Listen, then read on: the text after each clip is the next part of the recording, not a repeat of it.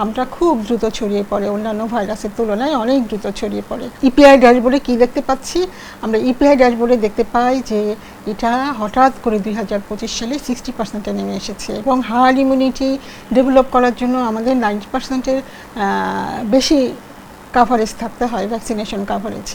এখন আমরা দেখতে পাচ্ছি যে এই ভ্যাকসিনেশন কাভারেজ অনেক কম এবং আমরা ইতিমধ্যে বলেছি যে আসলে এই হামটা খুব দ্রুত ছড়িয়ে পড়ে, অন্যান্য ভাইরাসের তুলনায় অনেক দ্রুত ছড়িয়ে পড়ে এবং বিশেষ করে যারা ছোট বাচ্চা, ছোট শিশু, যারা 6 মাস থেকে 2 বছর পর্যন্ত যারা বয়স এবং বড়দের ক্ষেত্রে যাদের ইমিউনিটি অনেক কম আছে এবং ছোট বাচ্চাদের যাদের হচ্ছে কোমরবিডিটি মানে হচ্ছে মানে যেসব বাচ্চারা সাধারণত দেখা যাচ্ছে অন্যান্য ডিজিজ যেমন কিডনি জটিলতা, হার্ট ডিজিজ,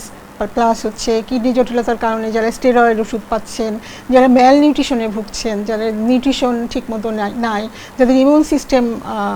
খারাপ, তারা হচ্ছে সবাই তাদের আক্রান্ত হওয়ার হার অনেক বেশি এবং এই আক্রান্ত হওয়ার হার বেশি হওয়ার কারণে দেখা যাচ্ছে যে আমরা ইতিমধ্যে আসলে দেখতে পেয়েছি যে বিভিন্ন জেলায় যে হামের যে সংক্রমণ অনেক বেশি বেড়ে গিয়েছে এবং এইভাবে যদি আসলে বাড়তে থাকে তাহলে দেখা যাবে যে খুব শীঘ্রই হয়তো প্রতিটি জেলাতেই এই অসুখটা ছড়িয়ে পড়বে।